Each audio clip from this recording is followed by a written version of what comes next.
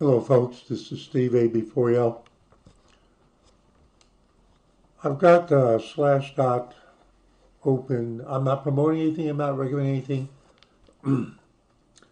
Going back 2 days is something that I remember seeing. You'll understand in a few minutes why. So I spent time in Israel a long time ago, and I read on a daily basis to keep up with especially the security situation of Israel. Why would I do that? Oh, you mean because in 1968 the Philistines tried to murder me and my friends twice?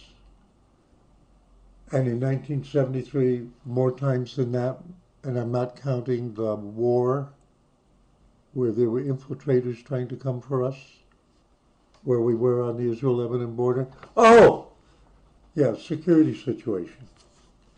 I'm still interested. It's still the same players. So I'm scrolling down.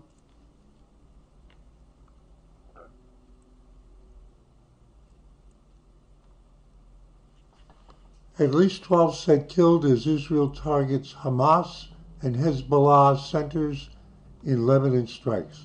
Yes, I was on the Israel-Lebanon border, and I've seen at least 100 Katyushas flying overhead, not at the same time, from my war experience. Oh, you mean they still have to go after those guys to stop them? Pardon the propaganda. The background. So I'm scrolling down today's news, and there's this one that's U.S. charges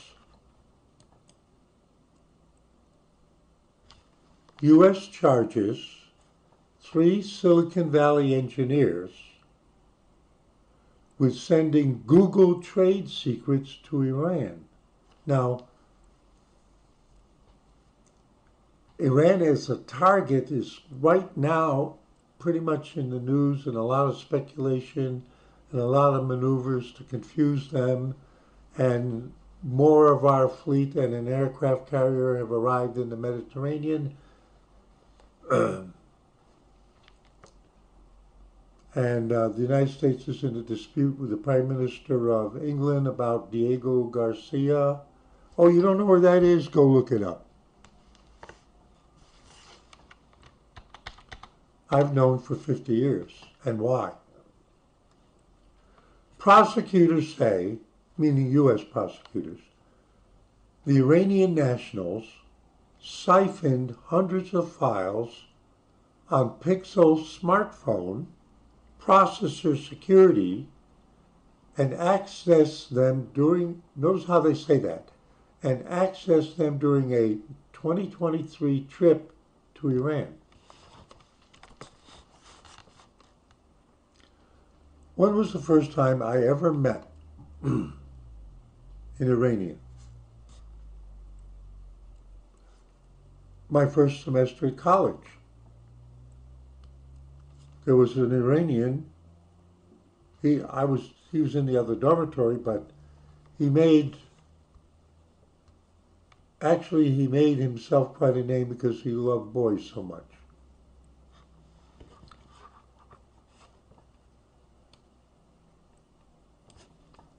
Washington. A U.S. federal grand jury has charged 3 Silicon Valley engineers with allegedly stealing trade secrets from tech companies, plural, including Google, and transferring the information to Iran. Today is Friday, and supposedly these indictments were announced yesterday. I'm reading this for the first time here. In the news sites I look at, I didn't notice anything, but maybe my eyes skipped over it. 3 engineers, identified as Iranian nationals, are facing charges of conspiracy to commit trade secret theft and attempted theft of trade secrets, and obstruction of official proceedings. and then they're named.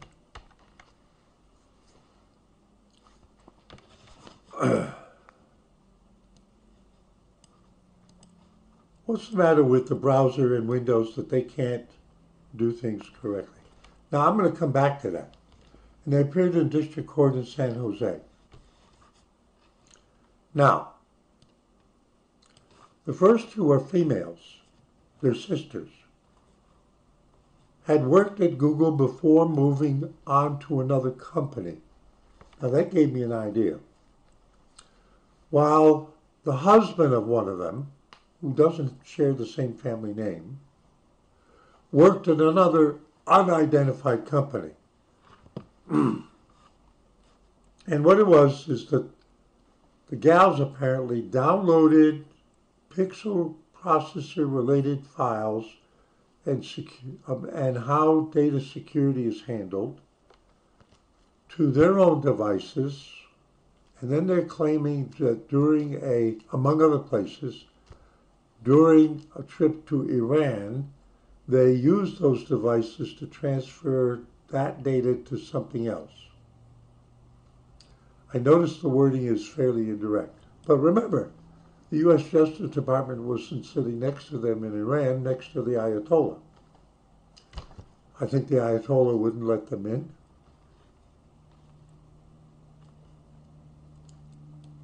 And then they mentioned the fact that things are heating up vis-a-vis the United States and potentially Israel and Iran right now. Prosecutors accused the trio of exploiting their positions at companies dealing with mobile computer processors to get access to sensitive data, including information related to data security. That means to make it easier to hack,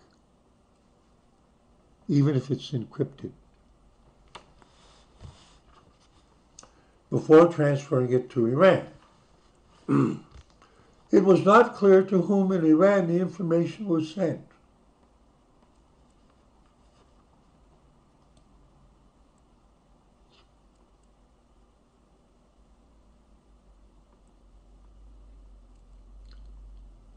The former engineers had attempted to conceal their actions by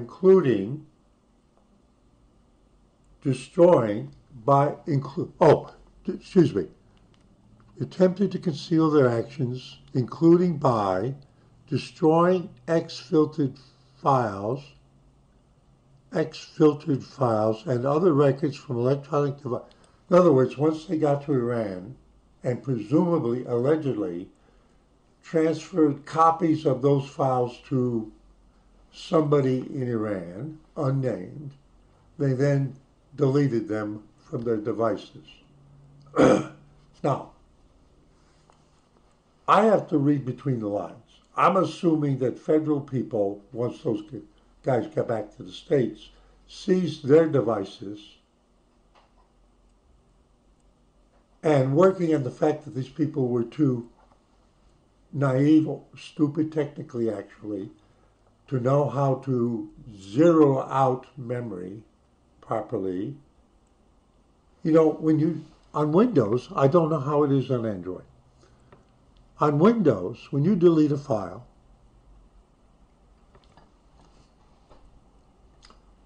there's a section in the operating system and a duplicate copy that gives the names of files that you give it. It has the name that Microsoft Windows system assigns to it, and the location where the file begins on the device, hard drive, SSD, whatever, or in memory. And then all the sectors that compose that file. When you delete a file, I think it's probably still true. Microsoft doesn't delete any of that stuff. It just puts a symbol, a blank, in a certain spot, which is an indicator that until the system retrieves that all those sectors, the file is still there.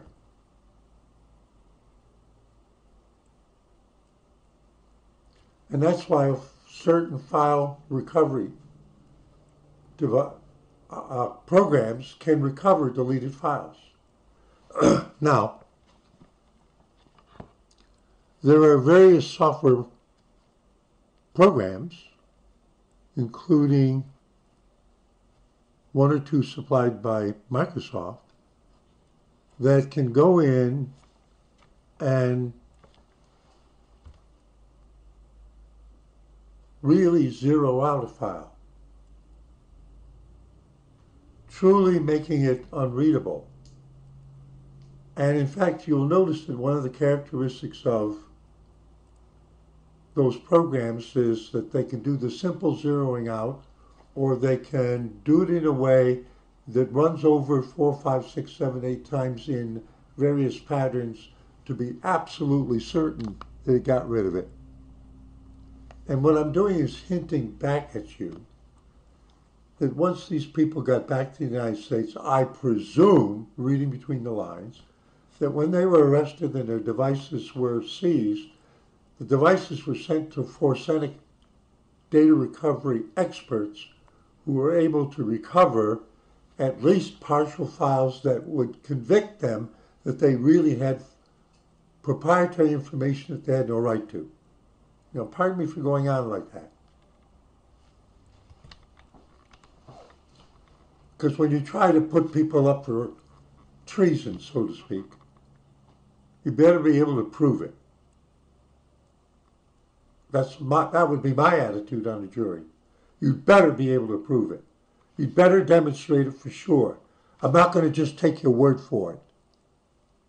Show me the details. So the Justice Department or whomever said that these people traveled to Iran in December 2025, and a personal device associated with her, the wife, the older one, accessed the sensitive documents during that time. Yes, Windows at least, and probably Android, keeps track of accesses to a file, prior accesses, the dates and times and seconds. It certainly does in Windows. It's kind of standard. It does in Linux.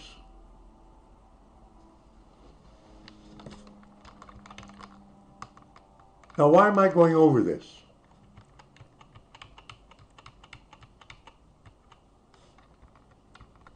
Well, the thought that came to mind was, since they're naming them, and although there are many Iranians, I mean, when I worked at NC State, one of the guys that I saw very frequently just down the hall was an Iranian guy.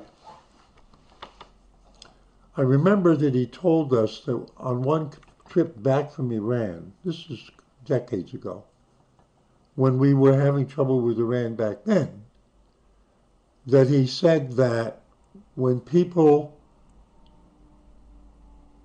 somebody might ask, are you Iranian? You know, they're guessing at it. This is during their travels. He said we would tell them we're Italian. That's what he told me, because he kind of didn't want to talk to people about it.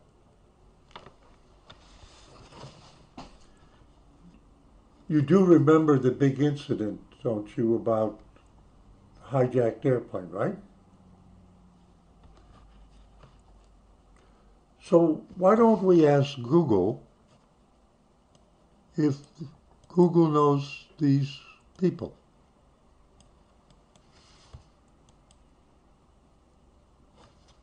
I want to see what the reaction is. So Google knows about them being named in Department of Justice.gov, Silicon Valley engineers charged with stealing trade secrets from leading tech 23 hours ago. Now, this is the publication.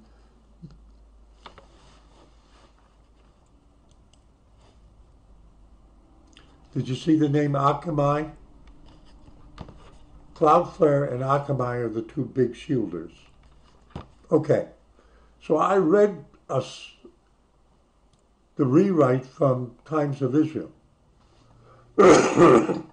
because that's my original source of catching on. United States Attorney's Office, Northern District of Canada, California. Everybody from there is going to Canada. Silicon Valley engineers charged with stealing trade secrets from leading tech companies. Already this is worded more directly than the Times of Israel article. And transferring confidential information to unauthorized locations, including Iran. Tuesday, February 19th, 2026. So you could read this and see how much they lifted and just changed a few words to write the article in the Times of Israel. And in this, and Samane Gandali, 41, Mohammed Javad Khosravi, a.k.a.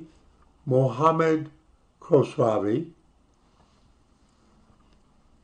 What you see, his name is a compound, and people can't, in the States, can't say it, so he goes by the nickname Mohammed.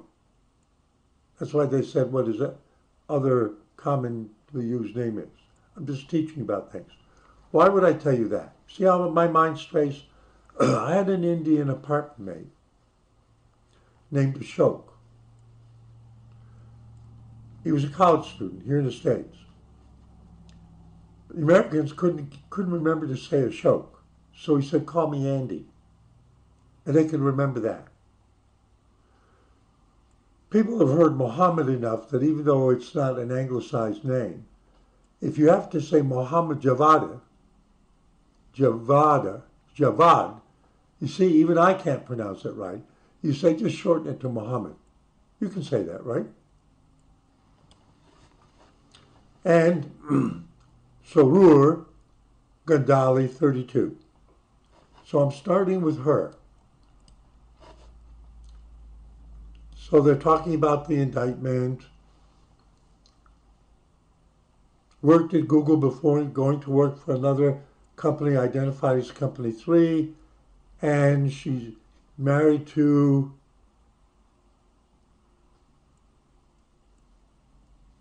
and there's company number 2, commit trade secret theft, use their employment access to confidential and sensitive information, exfiltrated the confidential and sensitive documents, including trade secrets related to processor security and cryptography, hacking, and other technologies from Google and other technology companies to unauthorized third-party and personal locations, including work devices associated with each other's employers and to Iran. But I'm still interested to follow the name. And I want to see what Google does. Now, this information is approximately 24 to 36 hours old. They know about news broadcasts, news sites, and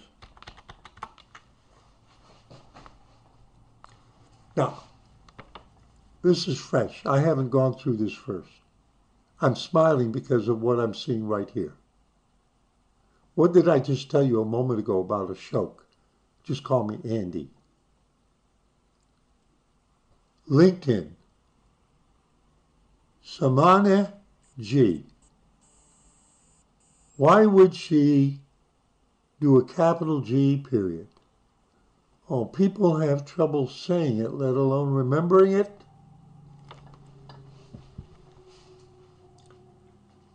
Years ago I learned some Indians from India, have names that are just kind of short.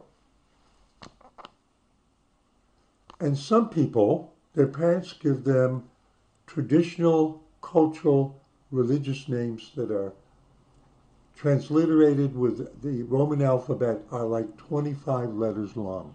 I'm not kidding. And it's not unusual, especially when it's a family name, to see those people use their shortened nickname and a single letter abbreviation. Because they know nobody in England or the United States or in Japan or anywhere can actually say their Indian name. Have I ever worked with anybody like that? More than one. They're great people. All right. So my mind wanders, but I'm filling in. Okay, so the little introduction says PhD degree in computer engineering with focus on hardware security and applied cryptography. 9+ years research experience in the development of, read more. So now we go to the site. This is her LinkedIn page. It's still there. She's been arrested. We don't know if she's still in jail.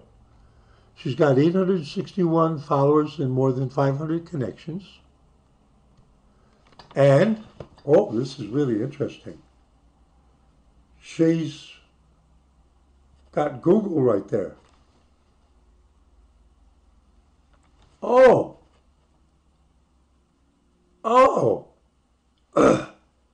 She went to the University of Massachusetts, Amherst.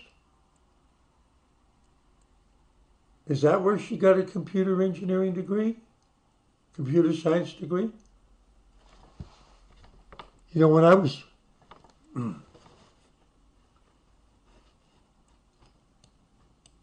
Again, I'm astray. A-N-A-N-D Tech.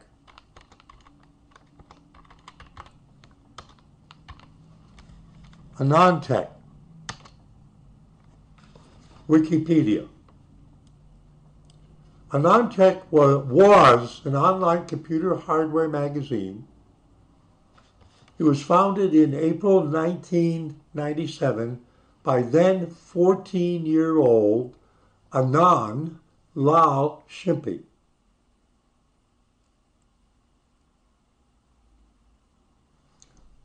Anand Lal Shimpi was born in Massachusetts and grew up near the Amherst campus of the University of Massachusetts.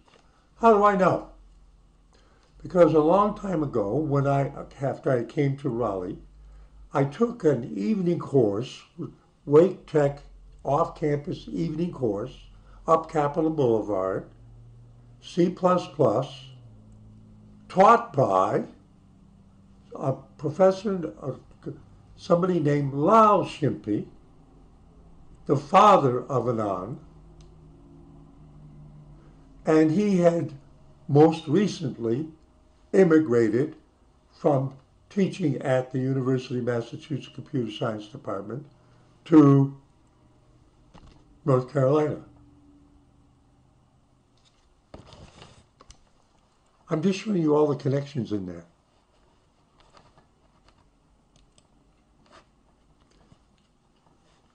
Okay, so let's see what it shows us.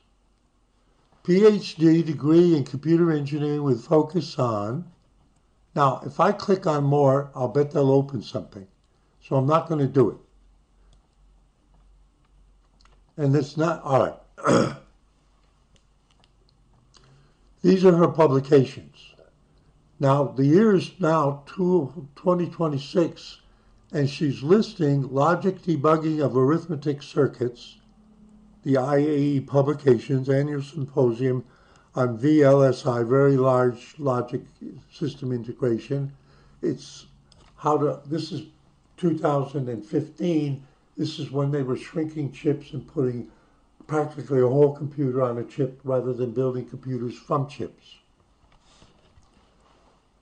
And in 2015, automatic high-level data flow synthesis and optimization of polynomial data paths using functional decomposition. This would be the very early parts of AI research, of the kind that now is in the news. I'm interpreting that. Low power scheduling of high level synthesis with dual VITH.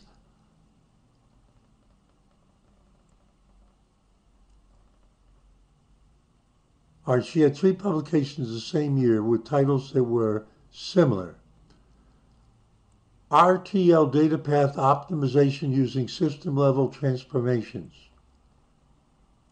And this is the International Symposium of Quality Electronic Design. This is all related to how can we make more complex logic on a chip so that we can build things like computers that are on single chips. Now let me just say it. 20 years ago, if you were trying to build these AI things, did you see the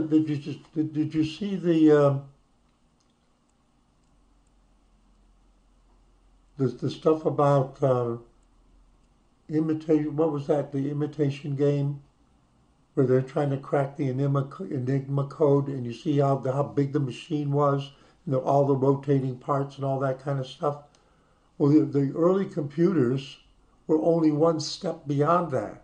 The earliest computers were only one step beyond that. And think about what they are today. And the AI chips, and watch the news. The foundries are talking about, NVIDIA are talking about selling chips. It's all on one chip. You simply connect the data bus to the chip, and all of the computing and the logic and the memory and everything is in one physical structure that you need an electron microscope that can do nanometer differentiation to actually see the logic paths that are in the trillions and trillions and trillions. And I remember the first transistor I could buy at Radio Shack. Okay. Soft error immune communication network using unbalanced protection selection. Don't know what it means. A new system for offline signature identification and verification. 2012. We're getting back to how old she is. She's in her 40s. A secure joint wavelet based on steganography and secret sharing method. She is into early cryptography.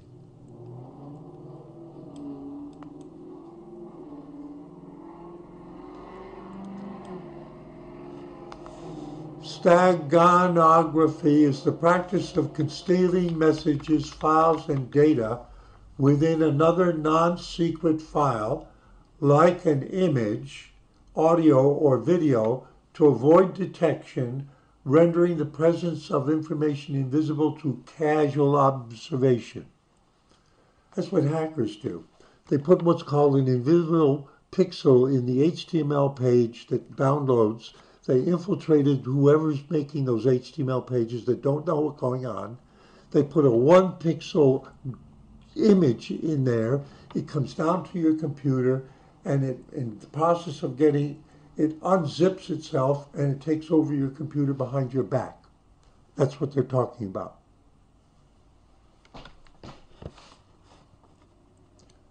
So that's what she was interested in back in 2011. So I would treat her as having a high IQ and advanced thinking. Oh, wait a minute. Offline Persian signature identification verification based on image registration and fusion, 2009. We're getting back to how a method for offline Persian signature identification. So this is her cultural background. She is really Persian. 2008.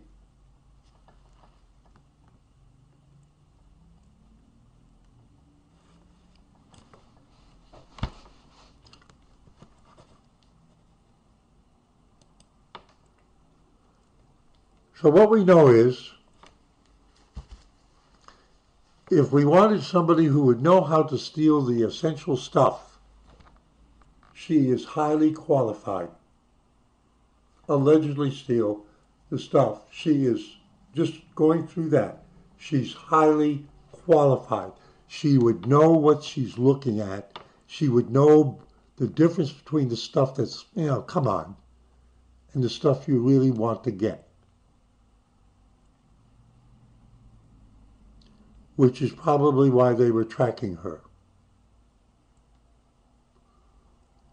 Do you mean the United States government might be watching people in engineering of various kinds, in high-tech hacking age?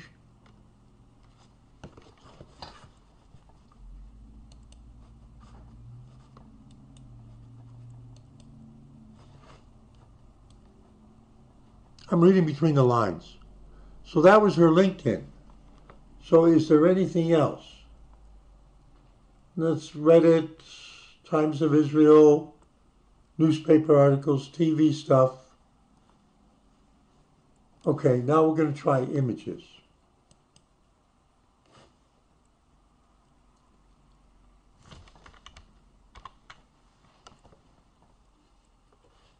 There she is.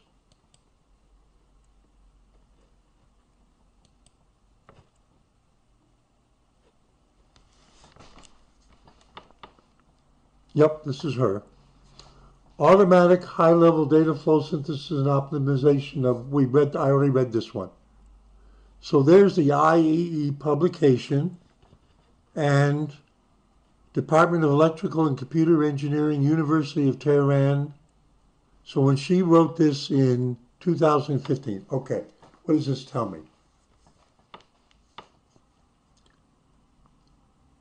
This tells me that she already did a computer science degree in Iran and she came to the United States and went, I'm guessing now, the University of Massachusetts Amherst to do the PhD. Because I'm just viewing public information. I used to work for the Mossad. There she is. Department of Electrical and Computer Engineering, University of Tehran, North Kargar Avenue, Tehran, Iran. She has co-authors. The second co-author is at the same department. The third co-author is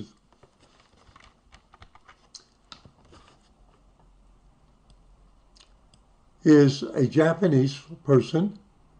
VLSI Design and Education Center, University of Tokyo, Tokyo, Japan.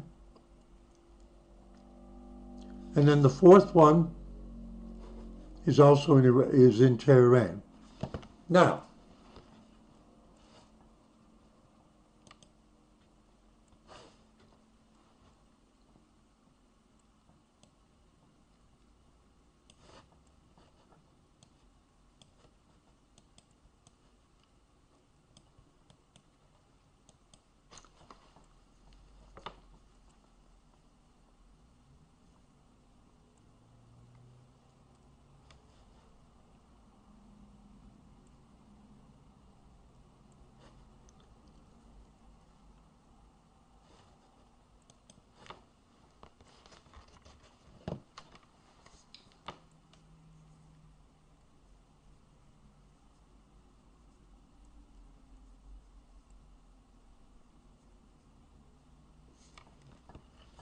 somebody with the same name as the footballs.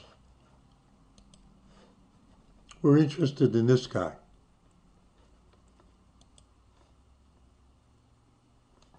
He's still a professor at the University of Tokyo.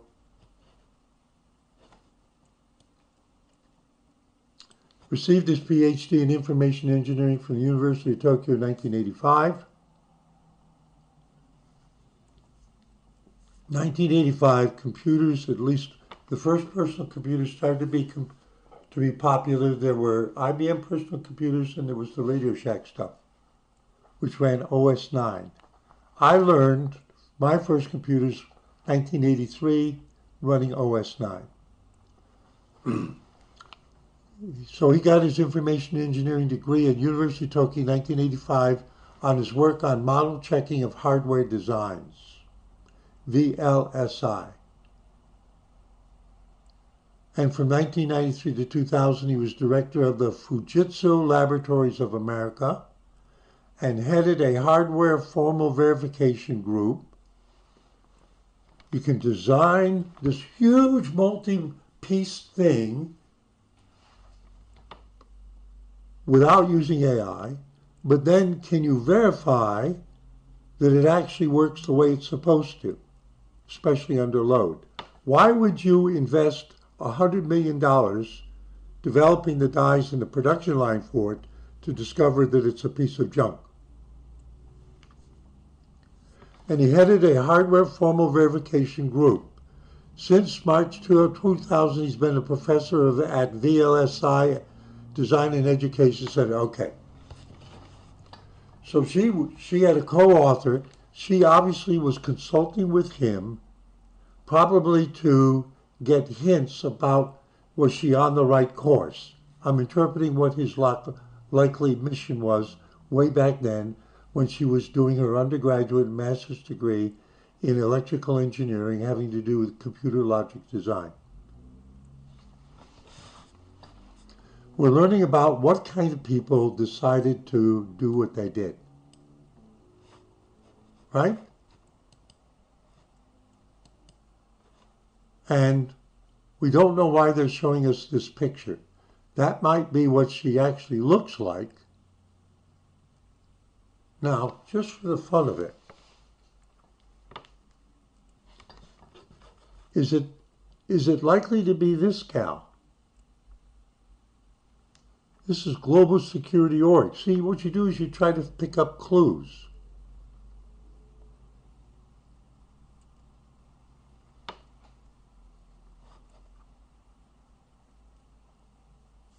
Hang on a second. This one is from the University of Massachusetts.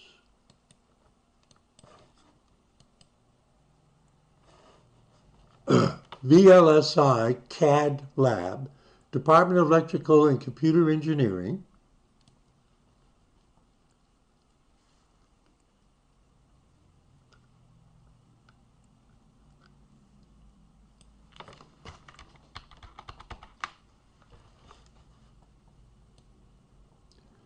This is the family guy. He's got a Polish name. He probably was born in Poland and immigrated. How do I know that?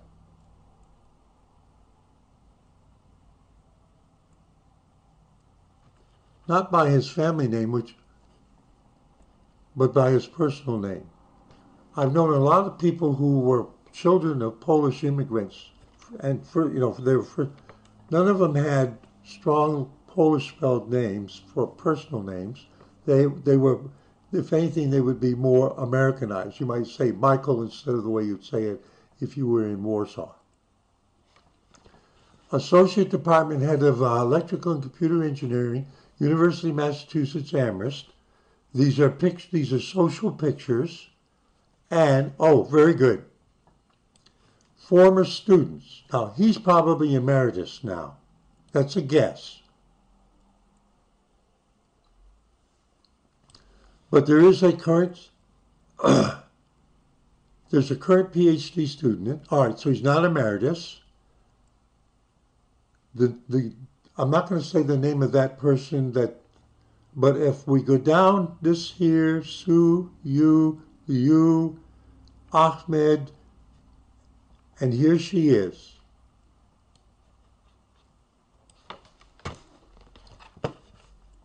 Okay, the reason why she mentions the University of Massachusetts is that she did her PhD in Tehran, and she was for a time probably something like a postdoc or research associate in the UMass Computer Engineering Department and probably in his lab, because there's her name. Visiting PhD from University of Tehran. She got her PhD. We've tracked it down.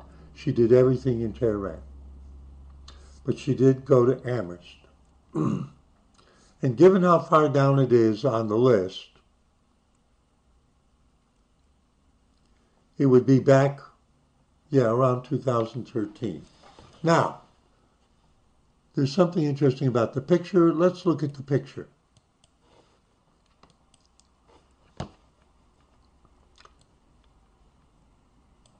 There she is. There he is. And there's some, all right? And they're out at some campus restaurant, near campus restaurant in Amherst, and they're having fun. And how do we know it's really her? Her head's covered. And she's dressed nondescript. She's a good Muslim. Simple as that. So that picture is her.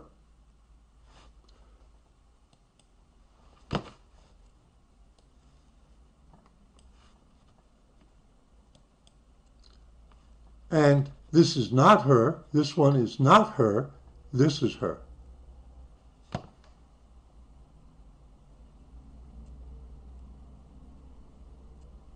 Wait a minute.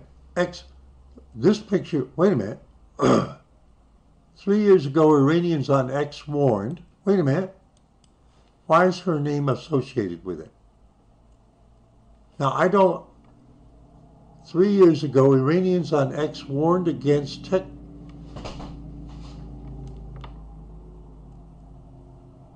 Wait a minute. Oh, this is a date. This is a date. This is today? Was this posted today? Look, remember, this was...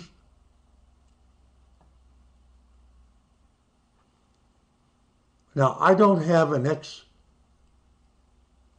I don't go on X. So I can only read this and I can't click on anything. So somebody is saying, now I'm going to show you up here. There, you can see it. Neil Berg, possibly the most famous Iranian Jew on social media, advocate for Iranian monarchy restoration, which is a movement that's going on right now. And as a matter of fact, there's a gal on YouTube that I subscribe to her channel, and she's got a streaming update every day for the Iranian Revolution, for the restoration of. And you see the flag. That flag is not the current Iranian flag. I guess you can spot it. That's the one with the lion, which was the Pahlavi regime that was overthrown way back then. And we also see that it's a verified account, and we also see that she is a Jew, Star of David. So she's the one that is posting, and she says, now, I'm presuming this is today, 3 years ago, Iranians on X warned against tech engineer Saman Gandali's ties to the Islamic regime. The FBI has now arrested her, along with her sister and her husband, on the charges of stealing secrets to send to Iran.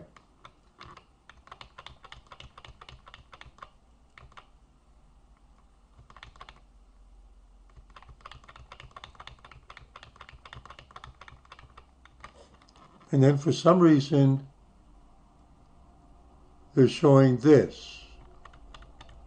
Now,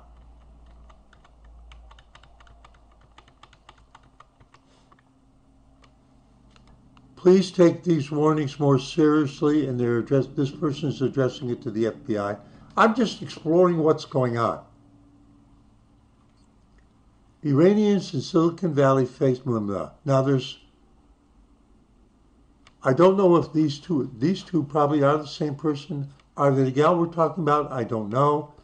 Is this the husband? You see the background there? Did I close that picture?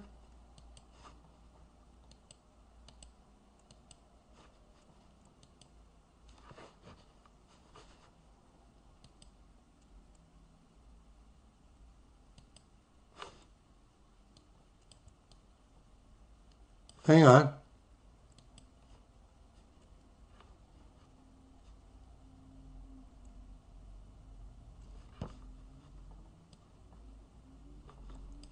is that a cut from, was he one of the people in that picture in the pub in Amherst? Okay, so hang on. So here's something that was apparently posted on May 31st, 2023.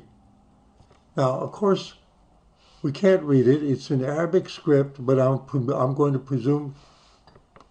Quick quiz. What's the name of the Iranian language? Main Iranian. What? How do they say Persian? Do you know? It's easy. There's no P sound in Arabic. I don't know if there's a P sound in Iranian. For languages that use the Arabic script, but are not Arabic, they have to, there's no P sound in Arabic, so there's a letter for F sound, and they have to put a special mark on it to pronounce it as a P, to signal you to pay. Something similar happens in Hebrew too. So this is a right to left language, right? Correct?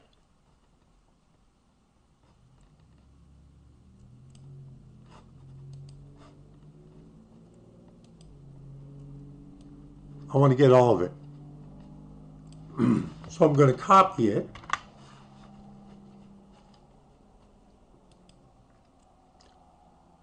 I'm going to do this in the upper right hand corner. I'm going to go to translate. I'm going to have detect language, and I'm going to paste in that. And it says it's Persian. And whatever was there says Samane Gandali, a California resident, is the daughter of Sha'abuddin Gandali, the founder of the Sarmeh Bank and former director of the Farhangian Reserve Fund. Then it says influence. All right. What we're interested in is, what is this?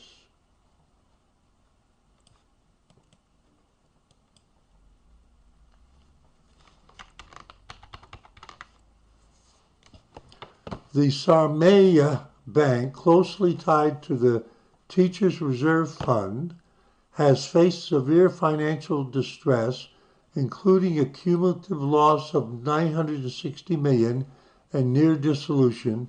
Former Teachers Reserve Fund, her father, this gal's father, was arrested in 2016 following massive corruption cases involving the bank. Why would somebody post that if they're talking about her? That's a quiz. I'll answer my view on that. This is my first time through. The bank has been linked to numerous high-profile corruption scandals. And then they're quoting from an international English language site or something that talks about it.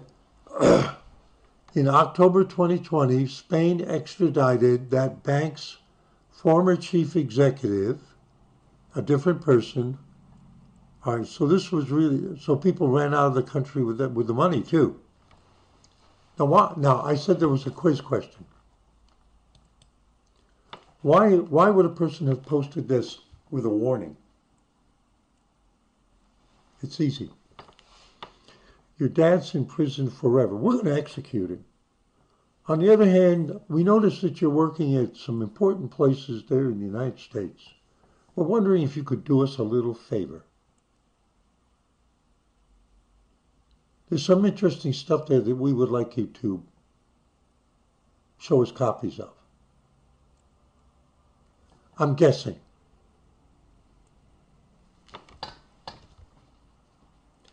Just because your father's a massive financial criminal doesn't mean that you're not an angel, but it can be a pressure point if you love your dad.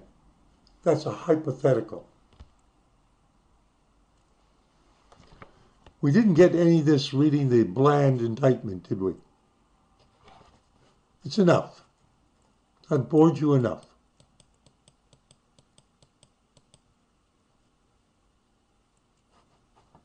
I'm going to do one quick one on this.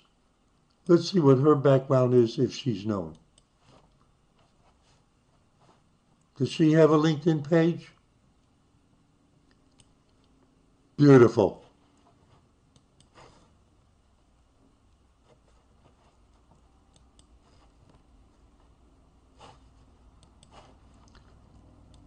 So the older sister's at Google. She has a background in VLSI design. She's obviously associated with the Pixel chipset. Blah, blah, blah. And her sister is working at Intel. Oh, do they make complex chips also? Would they have design secrets that somebody might like to know about?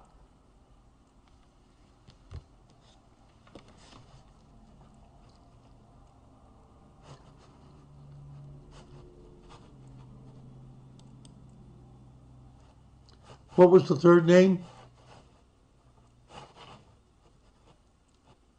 What was the husband's name? The guy who wants to shorten it to Muhammad? Oh, by the way, remember real near the beginning, I was wondering why she hadn't taken her husband's family name? The answer is that her family line, despite her father being in prison probably for life for massive financial fraud, is they obviously were an extremely important family, and if anything, if she married somebody, she would hyphenate his name second. Kind of like the way the Spanish do it. Okay, her husband's name, LinkedIn, University of Arkansas. So he's there too. His profile is now private. This profile may be private or may not exist. Sign in to access this and over 1 billion member profiles on LinkedIn.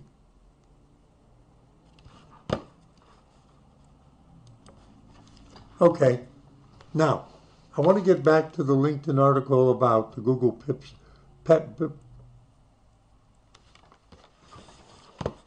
So now I'm switching back. I want to make a little joke, but maybe it's related.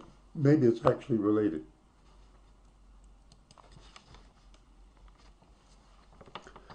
This would have been, what I'm about to say would have been completely unsuspected when because I was going to show this as a joke. A couple of days ago, I noticed this as I was looking at my daily view of Slashdot. Google's Pixel 10a is the same damn phone as the Pixel 9a. It's an article on Gizmodo.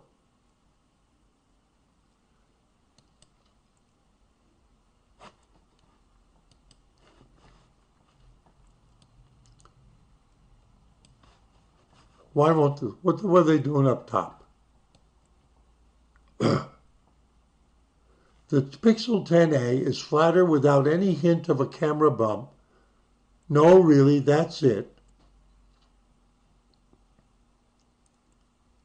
Doing an hour-long hands-on with Google's all-new Google Pixel 10a. Starts at $500.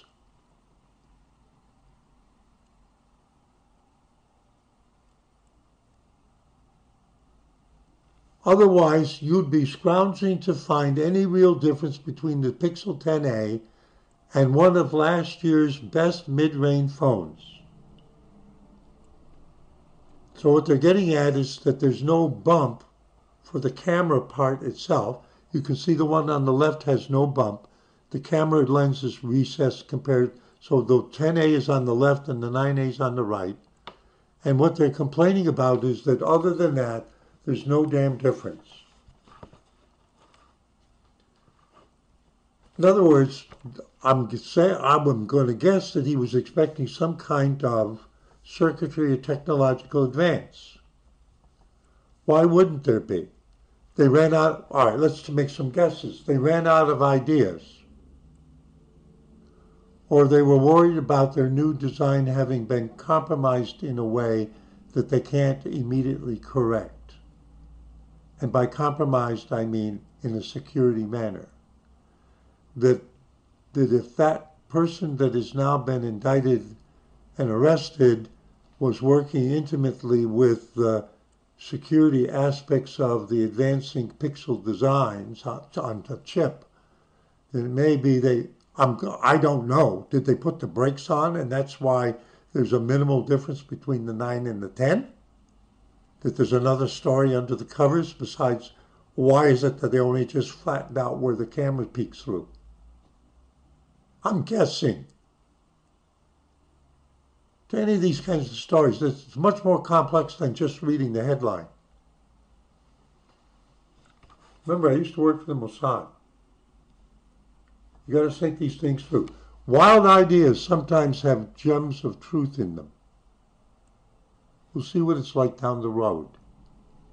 Remember this one. We'll see what happens down the road. Steve AB4L.